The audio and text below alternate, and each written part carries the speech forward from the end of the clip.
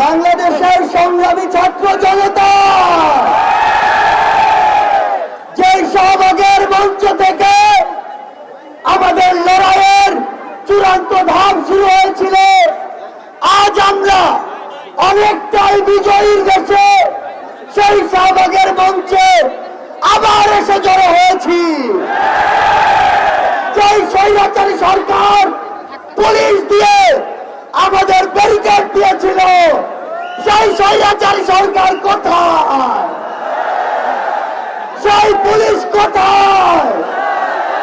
আমরা স্পষ্ট করে বলে দিতে চাই, বাংলাদেশের ছাত্র জনতাকে ব্যারিকেড দিয়ে আটকে দেওয়া সম্ভব নয়। যদি আটকে দিতে চান, গদিতে আগুন জ্বলবে। এই স্বৈরাচারী সরকার নাকি ভারতে বসে পাল্টা করে অভ্যুত্থানের চেষ্টা করছে। এর চেয়ে বেশি হাস্যকর আর কি হতে পারে? আমরা স্পষ্ট করে বলে দিতে চাই, যদি যেখান থেকে হোক পাল্টা করে অভ্যুত্থানের চেষ্টা করে থাকেন, তাহলে আপনাদের গায়ে বাড়া জানাজা পড়ার লোক খুঁজে পাবেন না।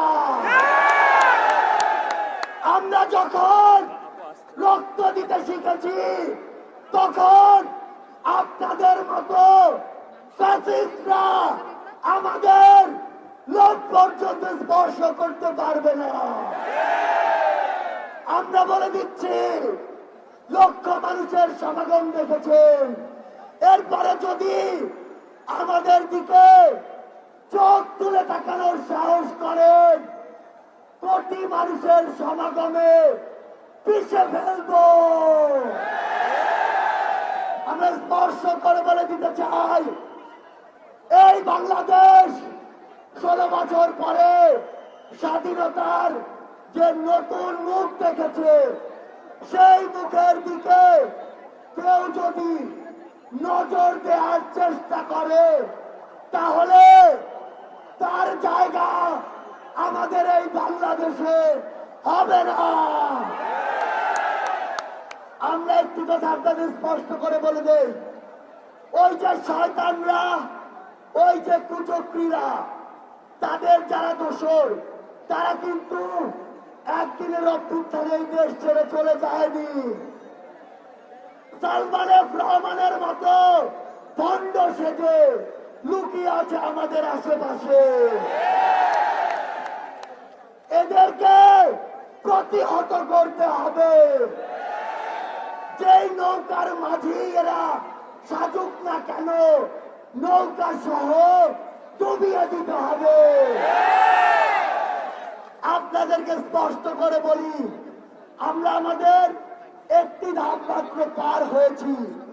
যতদিন পর্যন্ত জনতার দ্বারা নির্বাচিত জনগণের সরকারের হাতে ক্ষমতা না যায়, ততদিন পর্যন্ত রাজপথে 10 মিনিটের ঘোষণায় নামার জন্য প্রস্তুত থাকতে হবে। যেই গর্ত দিয়ে ওই ফ্যাসিস্টের দোসররা বের হওয়ার চেষ্টা করবে, 2টা কাজ করতে হবে।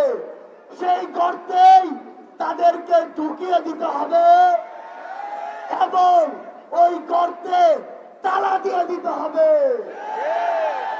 আমরা স্পষ্ট করে বলি, বৈষম্য বিরোধী ছাত্র আন্দোলন বাংলাদেশের কোন নির্দিষ্ট মতের বা দলের আন্দোলন ছিল না।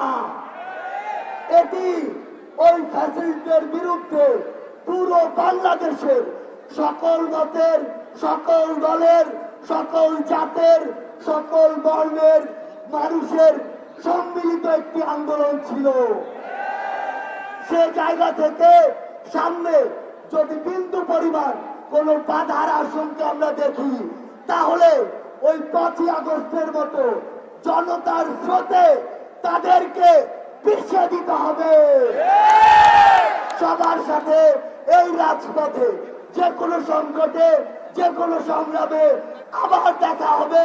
সেই পর্যন্ত আমাদের এই সংগ্রাম, আমাদের এই লড়াই জারি থাকুক।